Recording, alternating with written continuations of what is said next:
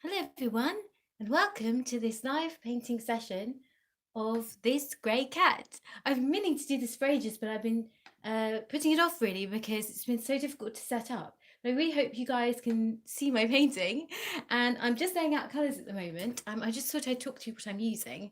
We have some Gamblin medium, and I'm going to be using my disposable palette. just wave that along. It's very flimsy, so it doesn't, it's not like as substantial as the wooden ones. However, I do quite like them because you can just sort of throw them after you've had your kind of first painting session, or like you can save them for later, and then after the day is over you can just get rid of them. So I really like that aspect of the disposable palettes. I think they're great. They're actually not very expensive either, so they're really good for like just saving, and like if you don't want to keep cleaning your wooden palette. And the paintbrushes I'm using just here are in my last video that I spoke about, which is they are the Pro Art Sterling series brushes, so I'm going to be using these two. And I do have also a little kind of like rag thing just to wipe my brushes on, which is always useful. And I will be painting in a moment. I'm just checking that everything is kind of like set up and working, and I hope you guys are all doing really well. And thank you so much for joining me on my other live streams. Like what's really cool about this is I can hopefully show my painting process, and anyone who's interested or has any questions about like oil painting or how to start painting or like painting surreal art, I will try and give you all the information that I possibly can, and I do hope that you guys enjoy it. So I'm laying out some Gamblin medium to start with. I'm just going to show you like my whole process of like laying things out. So and I've also got a new color at the moment, so the materials I'm using are the Gamblin range, and this is like a new color that I'm using. It's really exciting. This I think I've been using a lot in the eyes because I just think it gives like a really nice depth of color. And these are the translucent range of paints. I really like them because they have a really nice like shimmer to them, especially when you mix them with medium. And then I've got also some, forgive my crusty looking paints, sometimes they look really nasty close up. And then I'm using also, this is Radiant Lemon, and that's really good for like mixing colors. I'm just laying these all down on my palette so that I can have like various options of color. So I always like lay out colors whilst I'm just before I'm about to paint, so I can like just have some there so I can mix them together. Otherwise, if I do it kind of, sometimes I do it randomly, but this time I thought I'd try and be a bit more organised so it says people watching. And so I'm putting out the lemon yellow. I also really like to use Naples yellow as well. I'll just show that one close up. I tried to clean some of these, but it hasn't really worked. So you can see they all look a bit mangy. So that's Naples yellow's hue. I really like that one. That's these ones are more opaque, so they're not the translucent shades. And so that's a really good one. And then I also I've been using a lot of M. as well. So this one is by M. This is their titanium white, and M. is a really great brand because their products are also non-toxic, much like Gamblin. So I really like their different colours. I think they're really great, and I have paint on myself at the moment, so when you see me leaning over, you will see paint all over me. It just seems to be like part of my general outward demeanour these days. My outward dress, I have paint on my face, on my hair, in my hair, on my clothes. And you know, you think that I would wear an apron and stuff like that, but I don't. I just don't think that clearly. And I just like keep getting paint on everything. This is chromatic black. This is like a translucent black, and it's not my fave. No, it's brilliant. It's absolutely amazing for mixing with translucent colors. But for creating that really strong black, I'm hopefully going to get a new black so I can create like a really intense contrast. And then I'm using one of my absolute favorites. I don't know if I mentioned this before. We have green gold. This is expensive, but absolutely amazing. So if you can see on the trees here, I've used some green gold. And I'm also using, well, that's about it for now, but I have a whole like table full of, not table, basket thing full of paint. So I will keep kind of like mixing it up. And for obviously for the cat, I will be using some grey. And I'm adding a lot of blue into the cat's coat, because I find these types of cats tend to look quite bluish. I also wanted to add some pink as well, because obviously this is a surreal painting. So you can just go crazy with it, you can just, go wild with your color selection, which is something that I do really like. And so I'm just kind of like mixing it up a bit with the paints and seeing what I can create using them. I tend to put a lot of black and a lot of white on my palette, just because you never know, you always need them. And I hope you guys are all doing super well. Thank you so much to everyone who joined me on my last stream. I did really enjoy just chatting about brushes and things, something that I've been meaning to do for such a long time, and then like finally got around to it, which is great. I'm just using 2 brushes here, and I'm going to start in a moment. I think it's great not to be kind of afraid of. I actually really bashed my knee when I was setting this up. Oh god, I've just got paint on my cup as well, which is great. I just really bashed my knee when I was setting up, so it's like I feel like every time I do a live stream, something happens, like some catastrophe. But we're hanging in there. We're we're on our way. Some creation of something, and I feel like I also have to be quite fast with live streams, because my ring light gets so hot, and so I kind of like, especially when it's just me talking to the camera, I feel like I'm under some kind of interrogation situation. And I have to speak really fast, otherwise like my ring light would blow up or something.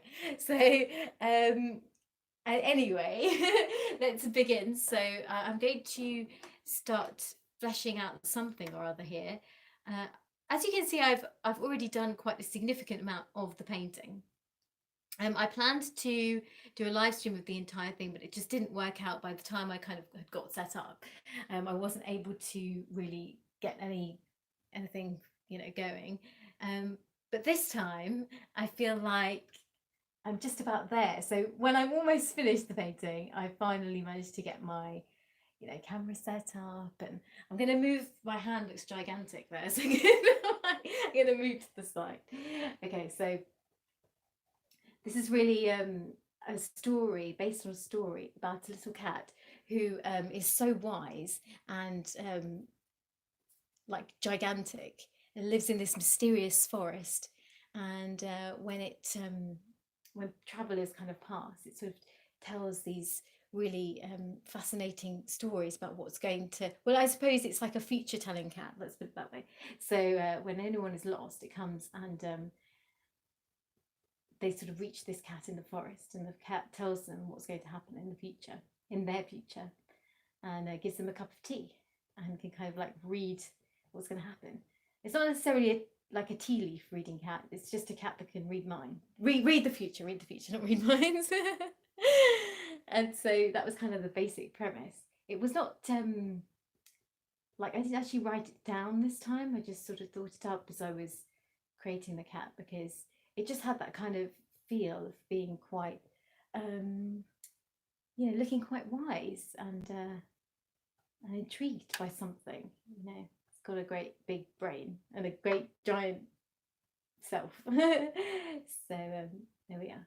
And I'm using a lot of black there, and then I will start to move up and add some, I'm adding some pink.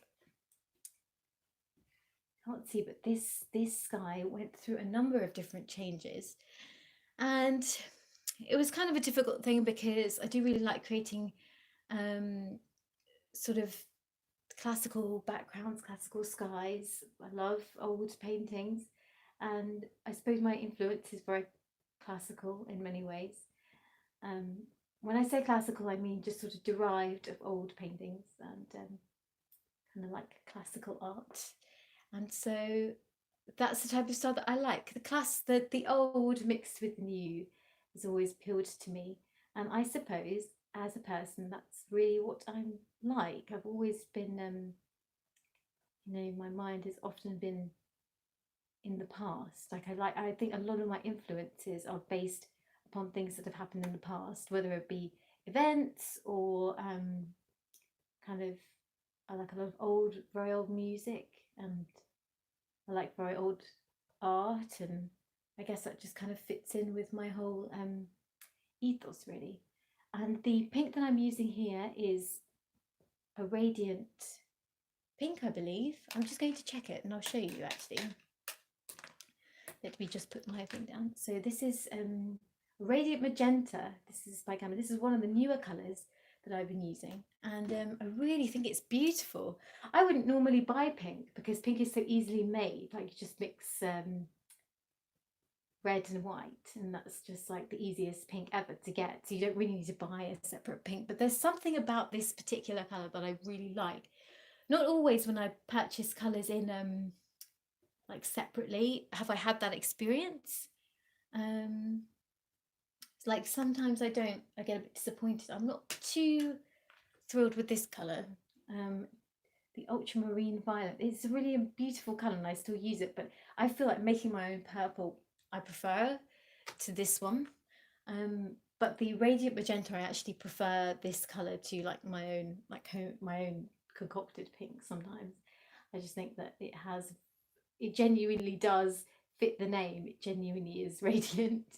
And they have a radiant, Gamblin have a really good radiant line. And I really want to get like the fur to be really kind of soft and like you want to just touch the cat, you want to stroke the cat. Some cats look like you really want to stroke them, and then there are other cats that kind of like you want to play with them, and so there's like different types of cats. Some you want to stroke and play with them. So this cat, I feel like you wouldn't play with it. You would stroke it.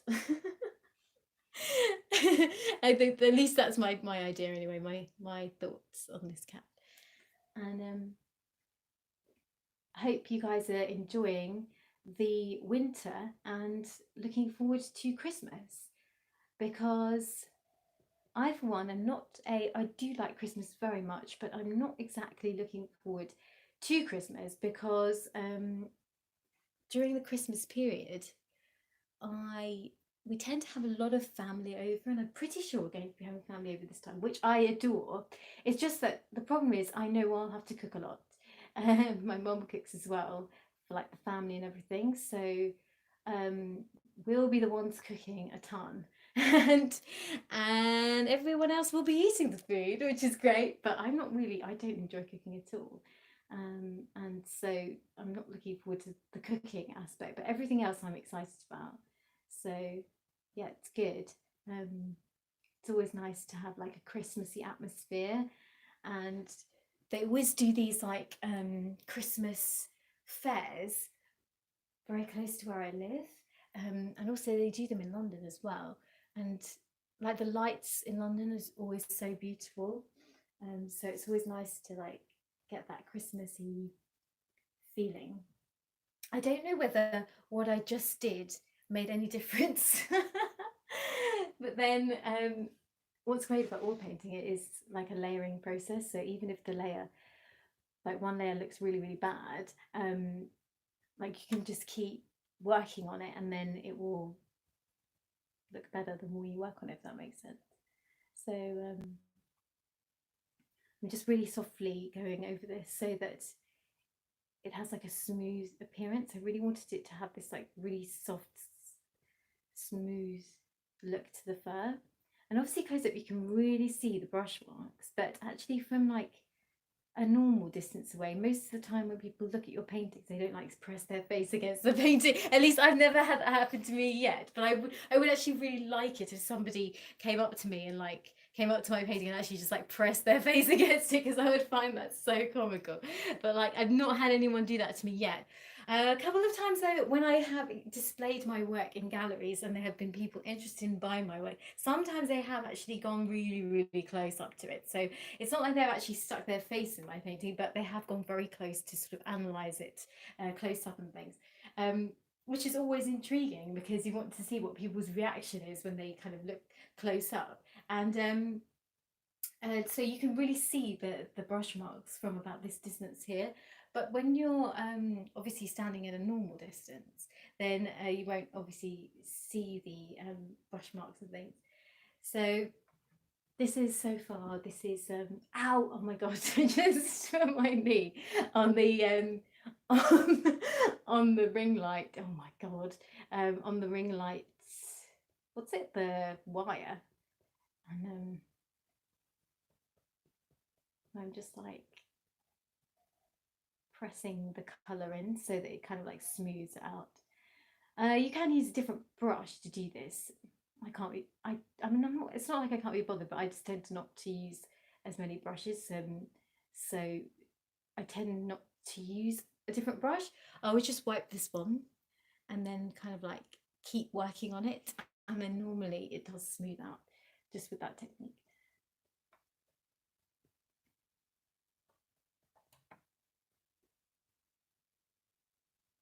I'm really scared of like, one of the reasons why I didn't used to do live streams very much, particularly like painting ones, is I actually am really scared of silence.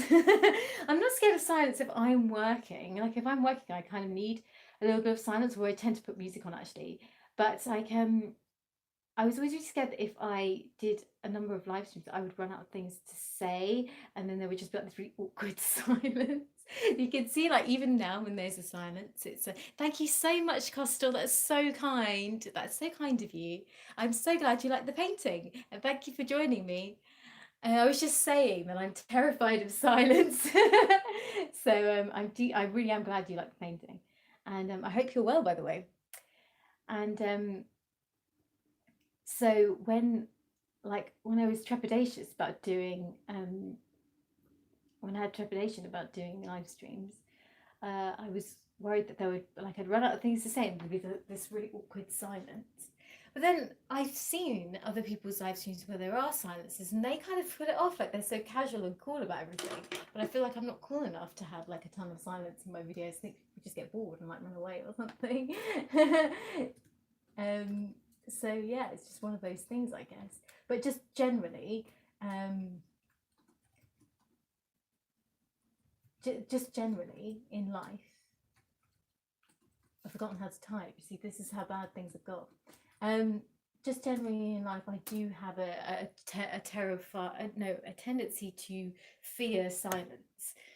I'm not actually not that talkative a person, but if I'm in a conversation with somebody and then there's suddenly like a really awkward silence, this actually really scares me. And I will just say any old thing just so that there won't be a silence. I feel, is anyone else like this? Maybe not, I don't know. But I've always felt this terrible sense of doom if there was silence. It would really worry me. I'm adding so much more radiant pink, radiant magenta, just to really bring out the colour, because the sky is very pink and I reworked the sky so many times because I just couldn't get it to how I wanted it to look. Really wanted that kind of like almost fairy tale look. Like even though I wanted it to be classical, I wanted the colours to look like a fairy tale. So it's not quite as you would see it in classical art, because they would tend to probably use much more kind of sepia tones, whereas I really wanted it to be a lot more modern. And I do think that maybe that looked good. I don't know. So I think when I get more comfortable with doing live streams, I won't like care as much about being awkward and stuff, but I always have a fear of like that uncomfortable, awkward silence. Luckily though, all my friends over the years are not like, they're so chatty as well, so, or they're just like so bubbly and chatty, so I don't ever have that with friends. But I'm often worried about that when I meet someone and I sort of like talk a lot and then all of a sudden there's like a massive silence. It's like really uncomfortable silence. Or the worst thing is when you said something really like embarrassing and then there's a really uncomfortable silence. That does happen to me a lot. I mean, the amount of things I've said in the past, like sometimes it keeps you awake at night, about like, oh God, you know, I said something and I can't forget how embarrassing I was, and then you just think about it years later, it makes you cringe. And so you sometimes get that feeling. Not so much as much anymore, but I still do get it though. I think a lot of people think I don't get it, and they're always like, whenever I meet people, they're like, oh, you're so you know, you're so confident and all this stuff, which isn't true at all. And you know, you should never feel awkward or whatever, but I do have times when I say the wrong thing, and I think everyone does, don't they? I think we all are self-critical, and I'm not one of those people that doesn't care about what people think or anything like that, and like that I'm always positive all the time. I am a very positive person, but I'm not positive all the time. I think people do assume that sometimes as well. And that I have like amazing inner confidence, which isn't true. I'm just like everybody else. I wish I was superhuman, or like had a power, special power or something, a special power to not be embarrassed. And so that's why I was kind of like, even before I start live stream, I actually get quite scared, because it's I don't worry at all about uploading. On earth is that? That's actually from my jumper. I don't ever get scared about uploading videos to YouTube at all now. Like when I started out, I was quite worried, because like you don't know what people are going to think, and also you don't know if people you know, like in real life, are going to find your videos and be like, what on earth is she doing? Like, why is she on why is she on YouTube? But I have to say, luckily, all the people that are judgmental, that I've met in my life, I don't hang out with anymore. So that's sort of the great thing. So you have to choose your friends wisely, but also like, because I got very used to uploading videos on YouTube, I don't have any sense of fear about uploading every week, or like a pre-edited video. Incidentally, I'm just glazing with the eyes, so I used a very thin amount of, so I thinned down the what did I use? The phthalo turquoise, and also thinned out the manganese blue hue. I'm just going to show you quickly. I thinned out these two, and so I've just like been building up the colour. So this is probably my fourth layer on that, on the eyes, so that's why it's starting to look quite good now, but initially it just looked quite flat, so I'm just trying to build up the colour there. And when I say glazing, I just mean that I add a lot of medium and very less pigment.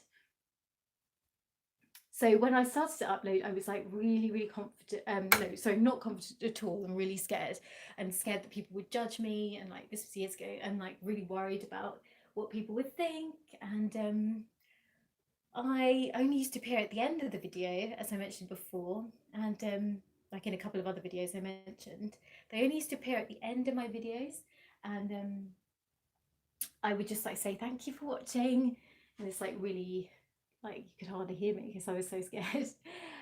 But now obviously I like upload so much, I don't really have that fear anymore. I actually get really excited when I'm uploading on Saturday, because I know there's gonna be like really cool people watching, all my subscribers and everyone who supports me, so I'm like, get really excited. But when it comes to live streaming, that's a completely different thing, because there's no editing, and like there's no prior pre-planning, and something like everything goes wrong basically, or at least it does for me anyway. when in the setup everything goes wrong.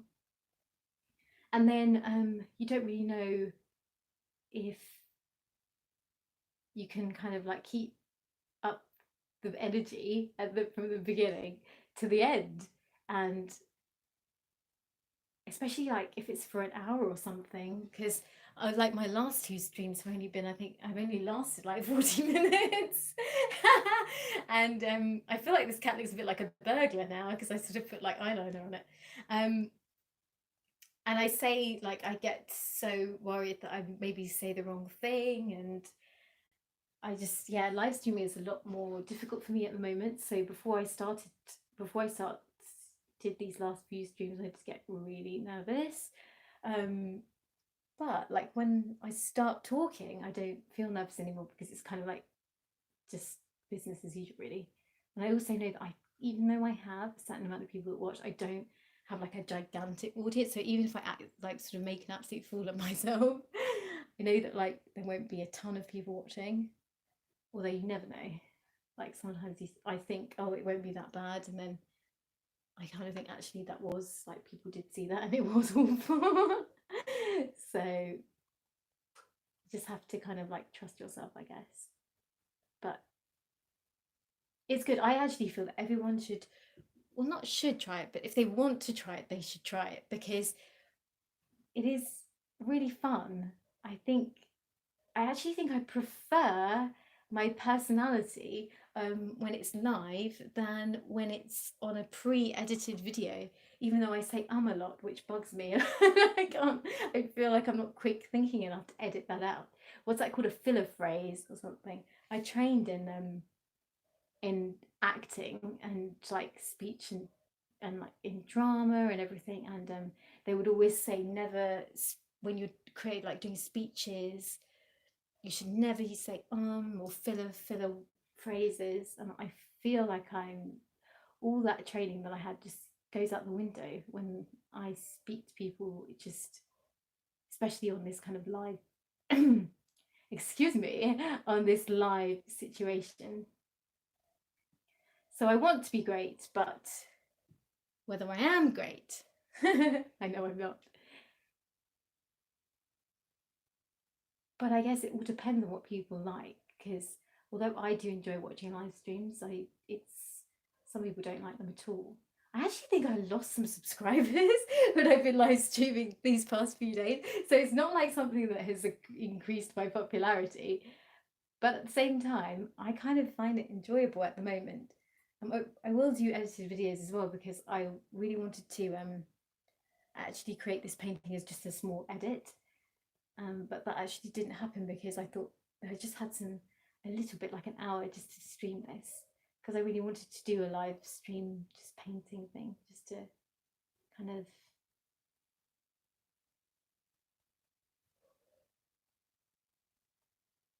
show my process, I guess. I hope you can see it's a little bit difficult because my hand is often in front of what I'm doing.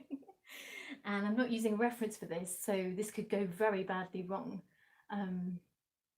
It's always a risk that I take, but I do really enjoy painting when there's no reference, because it's just like so freeing, and you just kind of can come up with whatever is in your mind.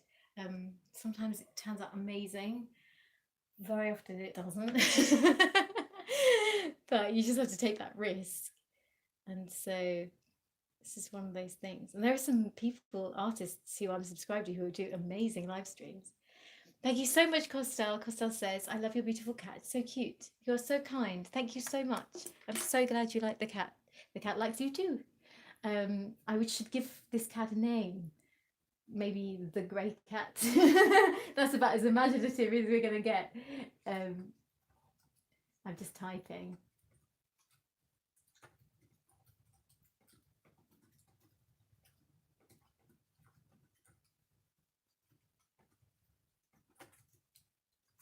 I am typing a response. My voice is going because it's the winter, and I had a drink, but I got paint all over it, and I'm a bit scared to drink from it because I think, well, you know, it's like, knowing my luck, I'd probably drink from the part of it that I like put paint on, and I don't want to drink any paint. I mean, I do like painting, but there I have to draw a line somewhere. I believe it was Van Gogh who used to eat his paint. He used to paint, and then he put his, like, he'd paint with turpentine, which I don't use actually, but turpentine is just revolting. It stinks. It's great for effect, like it looks beautiful in like when you mix it with your paints, it looks incredible, but it has this like really nice smoothness to it, but it stinks, especially the turpentine that he would have used would have stank back in the day. You can get odorless turpentine now, although I still feel like it's never really odorless, but it's a lot better. And so he would be painting, and then he'd like put the other end of the brush, so this end that he's actually painting with, he used to put it in his mouth for some reason. I know I'm going to sneeze. Forgive me, my dear audience. Oh no, it didn't happen. What an anticlimax. So he used to like paint, like dunk his brush in the paint, and then I read that he would put this end of the paintbrush, which had like turpentine and paint on it, and then like put it in his mouth. I don't know why he did that. I think probably because like the actual odor of turpentine, you can get slightly sort of woozy with it, and maybe he was just drunk or whatever, or like sometimes when you're painting for so long, you actually forget what's going on, especially if you're like concentrating so much and not really aware of what you're doing sometimes. And I believe he used to, I don't think he used to get much sleep, and because he was I'm talking about Van Gogh in case for anyone who just like appears, because I don't want it to sound like I'm just rambling about nothing. Well, I am rambling about nothing, but he used to paint in a kind of frenzy almost, like he would just paint so much within a small space of time, because he died really young. Like I don't know how old exactly, maybe 36 or 39, something like that. And he was really young when he died, but he painted so much and he painted so many canvases. So he was like, the moment he found the love of painting, he became kind of obsessed with it, and painted. I don't think it was necessarily obsessed actually, just he painted with great gusto, I guess. He just wanted to paint as much as he could. And I think also when you are, I think probably he had a lot of inspiration at some points. And so when he had the inspiration, he just kind of like painted as much as he could. And so because of that, like he would probably get really overworked and really tired. And I imagine he wasn't aware of what he was doing at times. And so maybe that caused him to start kind of putting the turpentine in his mouth and things like that, which is, you know, the thought that is kind of pretty grim. But I have read that quite a few times about him. And so he used to also drink, I believe he used to also drink absinthe mixed with something else. So that's another fun fact. I have a lot of fun facts about my girl. I'm just like trying to do some shadows here, but I think that the tail needs a bit of work because it kind of just looks like I just did it in about 2 seconds, which I probably did because at the time I was just trying to map out what the back looked like. So I've kind of been trying to be more precise with my brush, not with my brushwork, with my painting, because sometimes I get so, like, I just want to finish it so quickly, and then I slap the paint on too fast, and it doesn't really, it just ends up being pointless because I have to come back, and then when it's dried, to like go over it again. So I don't really know what this tail is supposed to look like. because I don't have a cat like this, so I'm kind of just making up what sort of shapes I would assume it would have on its tail. So it's kind of how I think it would look. I think some of these cats have a tendency to have like a lot of black there.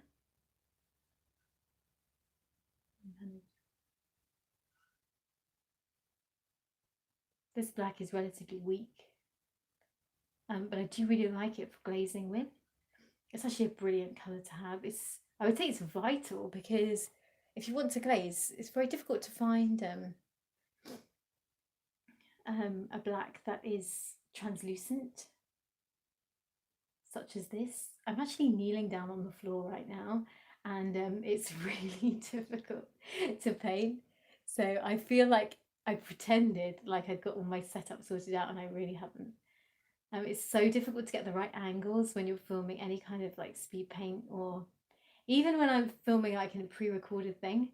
I don't know, like it's so hard to set up.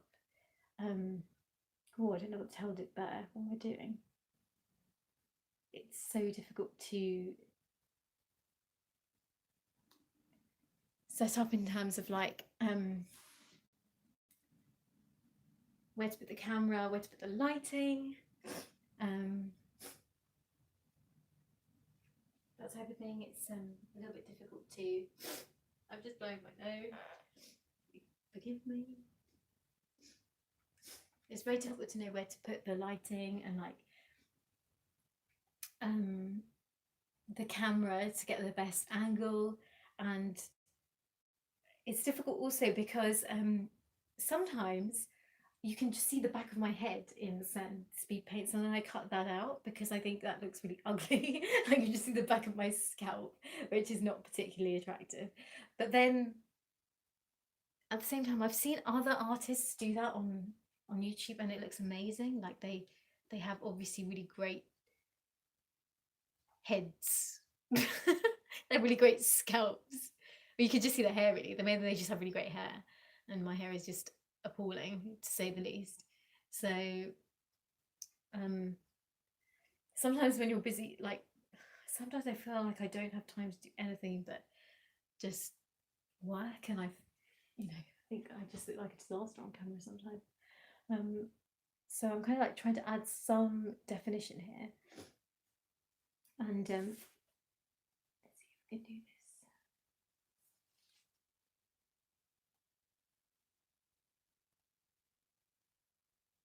And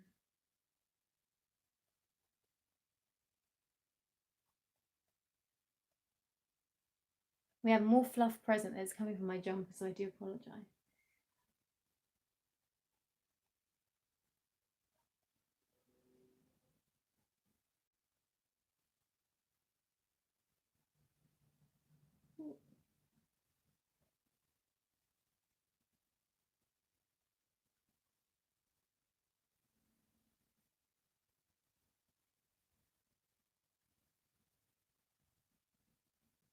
And we are now bracing ourselves for snow.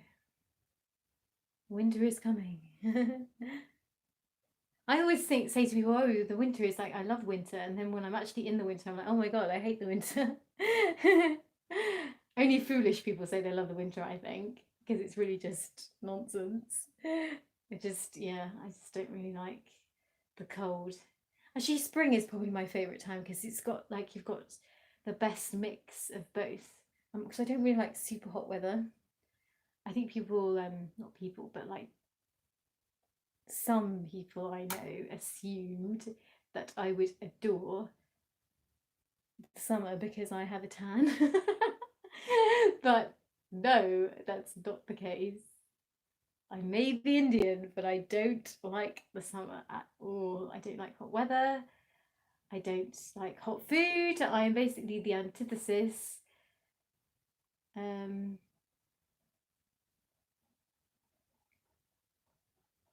But it's certainly like one of those things where I do realise that I'm very different from most normal humans. So I'm just kind of like trying to add detail in the face, and I feel like it's kind of adding a little bit more contrast, because the face before kind of looked a little bit plain, but I may kind of leave it and just kind of blend some of it away and just leave it as that, because I do really like the simplicity of it at the moment. And I do think that these types of cats, they don't actually have that much detail in their face as much. It's kind of like they've got this such beautiful kind of seamless uniformity. So I, you know, if everything is really blended out, I think that does actually suit this type of animal, if you know what I mean. And hopefully people who recognize this type of cat will say, okay, that's well, at least let's hope they know, they recognize it as a grey cat. That's all I want to yeah, the reaction. That's all the reaction I want. That's all the reaction I need. That looks like a cat. Because sometimes when I paint something, I actually look at it afterwards and then I ask people and I'm like, what does that look like? And they're just like, I have no idea. True that happens to be a lot. And it's quite distressing when that happens, because I'm like, oh, I spent ages on that and you can't even tell what it is. So these trees are kind of like, you know, sometimes when you are in a forest and you are in a forest, like you just randomly go into like a random forest. But you know, it's sometimes in forests, some of the trees are, they have a kind of moss situation growing on them, kind of green moss trees. I do really adore that type of thing. They kind of like, when they catch light, you can see the moss. This is really the wrong color. We're just going with it anyway. I just think that when light hits this, it may be something like that. I was going to create lots of like little grassy flowers and like lots of little, like, yeah, flowers. But I don't know whether I'm so worried about overworking this. I've overworked so many paintings in the past that I'm terrified of overworking it. So I don't know whether that would ruin it. Maybe a decision I may have to take later on. And so I'm going to work on the cup of tea now, because I was working on it earlier and I just abandoned it, and I just thought I'd sort of bring out the colour. I don't use yellow very often, and I was thinking, what colour cup of tea would this be? And I kept thinking and thinking, and finally I thought yellow, because I never use the colour yellow in sort of objects, and I tend to stay away from it, to be honest. But artists love yellow. Most artists use it, and I've just, for some reason, I avoid it. Like whenever I see it, I just think, oh no, I don't want yellow in my painting. If I use yellow, I will mix it with something else to, like for the leaves, but a plain yellow item does worry me. Even now, it worries me. And I feel like this cup kind of looks like a trophy or something, but like a miniature one. But I really just wanted it to look like a cup of tea. So that's another kind of slight fail, but I feel like if I just keep working on it, perhaps it will resemble something vaguely. Right. And I don't really drink tea that much. I drink like, I'll either drink during the day. This is how fascinating the conversation has become.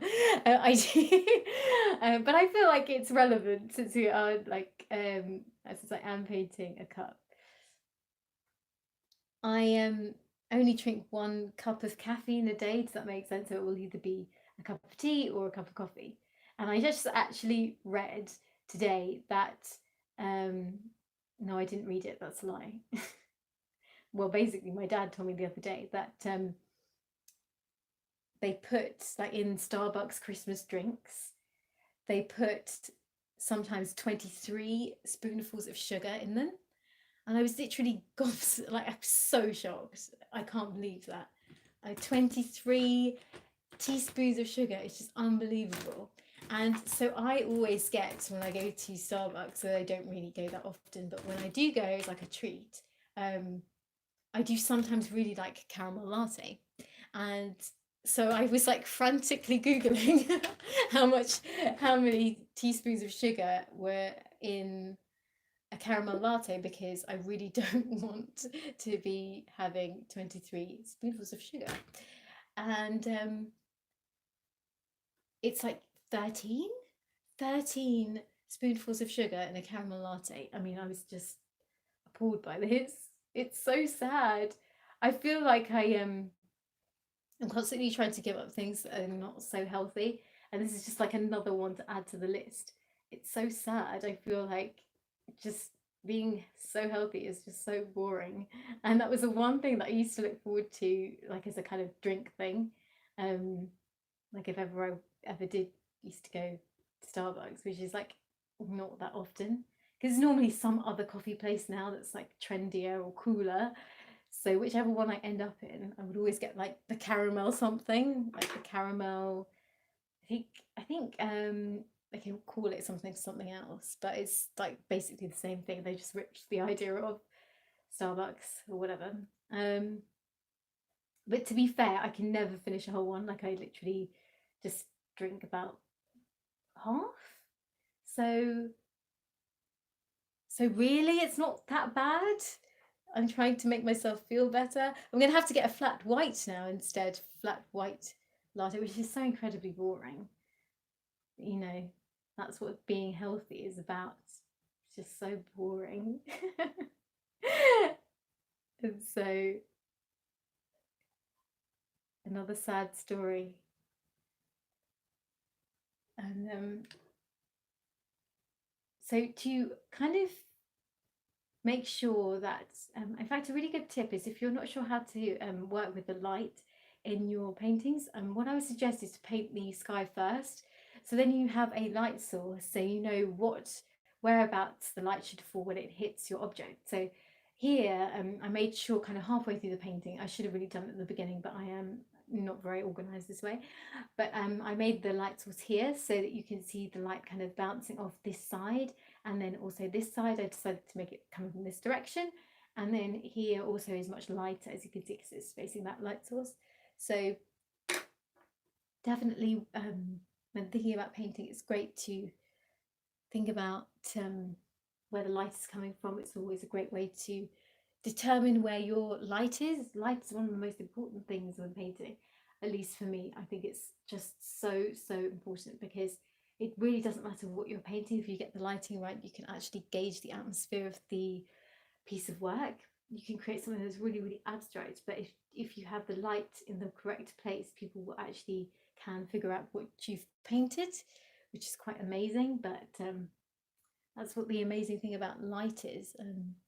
If you're kind of confused, you could always start by using create a painting that's completely like pitch black, and then add a moon, and then start to I don't know where this tree is going actually. I just realized it's kind of like, what? Let's pretend it came from there. You can sort of have a pitch, yeah, so create a put black all over your canvas, then add a moon in the middle, and then start to think where the moonlight would hit. So maybe it would hit like an ocean below the moon, so you could have like the moon bouncing across the water, and you'll see that you can create a very easy, simplistic painting, but by getting the lighting right, it has some great drama and great impact. So lighting is key. It's vital. It's the most important thing ever, and people don't talk about it enough, or rather, I'm sure many people on YouTube talk about it, but when you go to an art class, I've never heard I've never heard anyone mention it.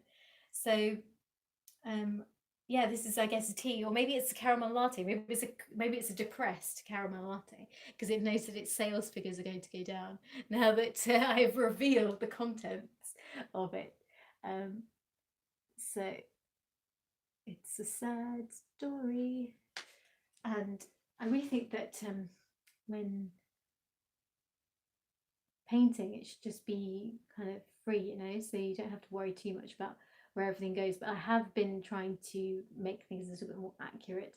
I feel that it does tend to save some time so that when I get to the point where I'm trying to finish the painting off, like it's kind of much more cohesive. I know what the objects are, I can see where everything is.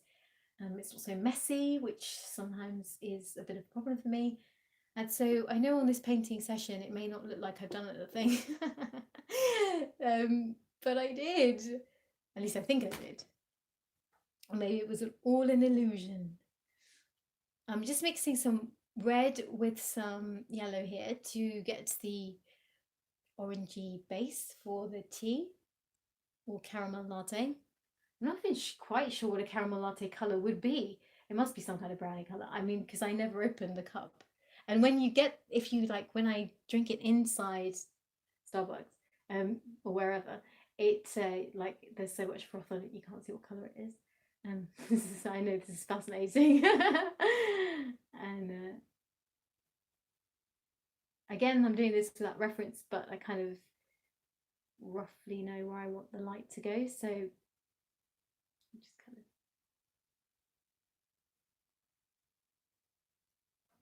I did this entire session without a reference or anything, but I knew what I was, because it was all kind of mapped out already, but I knew what I wanted to paint anyway. I'd kind of looked at a few trees that had this I looked at some copyright free images that had like a moss growing on the tree, and I found some really amazing forest pictures, but in the end I just kind of went with what was in my head, because you kind of roughly know once you've kind of mapped out the tree shape, you kind of roughly know. I feel like I sound like what's it, that really scary person? Is it Darth Vader? Because I feel like I'm using my voice.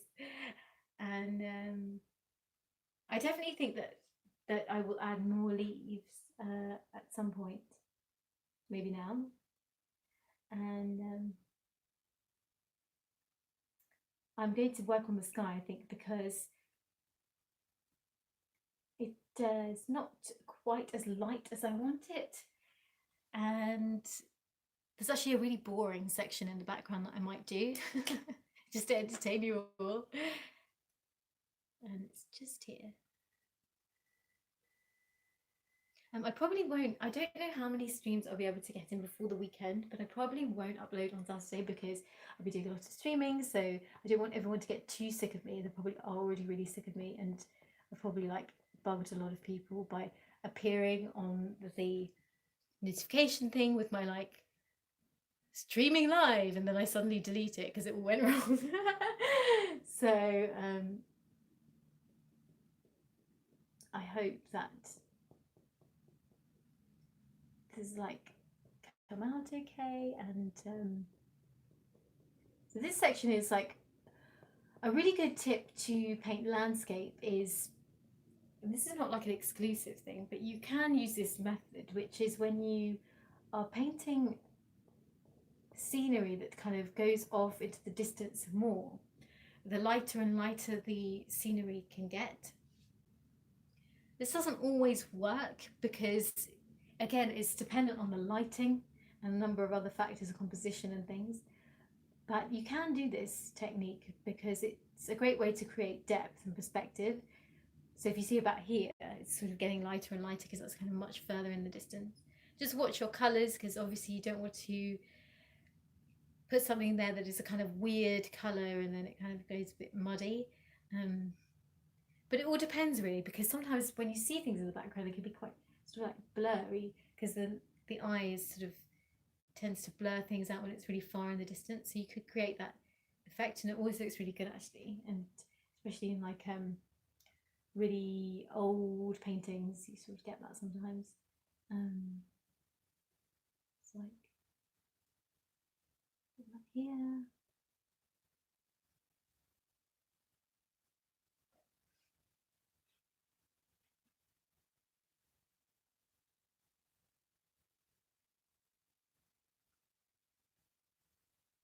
I don't know if people prefer it if I appear on camera or not. I don't know whether I prefer appearing on camera, or I think I much prefer like just painting like this, because obviously then it's like my skill, it's like what I work on and everything, and that's what I prefer. But I don't really know what other people think, like whether they prefer to see me on camera or they prefer me not to be on camera. I imagine a lot of people prefer me not to be on camera, so it doesn't bother me either way really. So I'm curious to know the answer, and I'm just trying to create some kind of like fuzziness in the background. So this is really not precisely done, and I may actually blend it down to. I'm using a mixture of green gold and a brown, burnt umber, burnt umber. Yeah. I'm just going to actually just mix that together because it was looking a bit too rigid, and separating the colour too much can actually look very contrived, and so just kind of pushing the colour together can actually really make it look really good.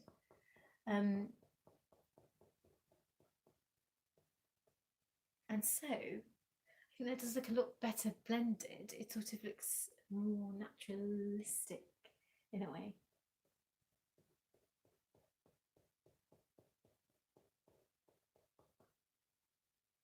And I would definitely rework the trees, I think, because they're looking a bit bare. So like this tree here looks really bad. It just looks like a big line blob, and so I will have to rework that. And I'm going to do a little bit of the sky just so that you guys can see. I'm just wiping my brush for a second. Now I have paint everywhere. I hope the sound isn't too bad. I'm actually moving around so much it could be really terrible, so sorry about that. And I'm just going to add some, I'm just putting out some white, and I'm just going to quickly do some sky so that there's more light in the center, because I do really like the contrast. So if you've got really dark sky and then some really light shadowy areas. I can't believe I actually like rambled on about Starbucks for ages. I was thinking the last time I live streamed, I should stick to talking about more serious subjects, like making sure I give proper art advice, and I ended up talking about Starbucks lattes. And so you can see that the conversation has reached an absolute high, and I'm just trying to create some fluffy pinkish cloud. What I really like to do is to mix the radiant magenta with the radiant turquoise, which is another really nice kind of light colour, and the two of them together make this really beautiful, it's kind of like a really soft purple, and I think that it looks really good in the kind of skies. I don't know whether you can see that, so the camera isn't really picking up the colour at all. Like this painting is a lot more bright than the camera is picking up, which is a real shame, but it's like this really incredible kind of vibrant colour, and so I'm just kind of mixing the two together. This is sort of definitely a more modern aspect to the painting, because you wouldn't really see this in classical art, but anyway. And there's a colour in like the more bluish cloud, which I'm just going to add here, and I'm just going to strengthen it a bit more just to make it look a little bit more bright, because I do find that painting a lot of sky is can really make a painting come to life. I've been working a lot more on painting really more interesting looking sky and wispy clouds, sunny days, I had initially considered painting the sky green. I know that sounds really weird, but if you look at like if you think about like sort of classical painting, sometimes the sky did have a kind of greenish quality to it, and a sepia tone as well. So I did actually paint a lot of this green, which is why I painted over it. And I don't know whether you can see on camera, but it looks like a bit of a mess at the moment. I just didn't really like the colour next to the cat. I felt it just didn't really work. It just all looked a bit too grey, and I wanted it to have like, I wanted the painting to have some excuse me, some vibrancy.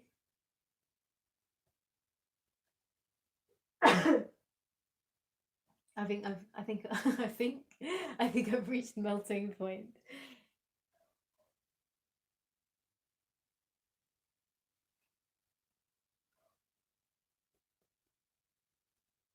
So I hope you guys enjoyed this little painting session. And if you can, let me know if you, yeah, if you liked it, that's it really. I do hope you guys are amazing and having a wonderful week. And I really enjoyed this. I honestly would not have worked on this today had I not streamed, so it's definitely positive because I've been slacking a bit when it comes to this painting. I feel it's just been dragging on and on because I just haven't been devoting my time to it as I should have been. It's really a shame that you can't see the colours properly because of the lighting. I feel it's not coming out bright enough, but I hope that on playback it's not too bad. So thank you so much everyone for joining me, and I hope you've enjoyed this little painting session, and I will see you soon. Take care, guys.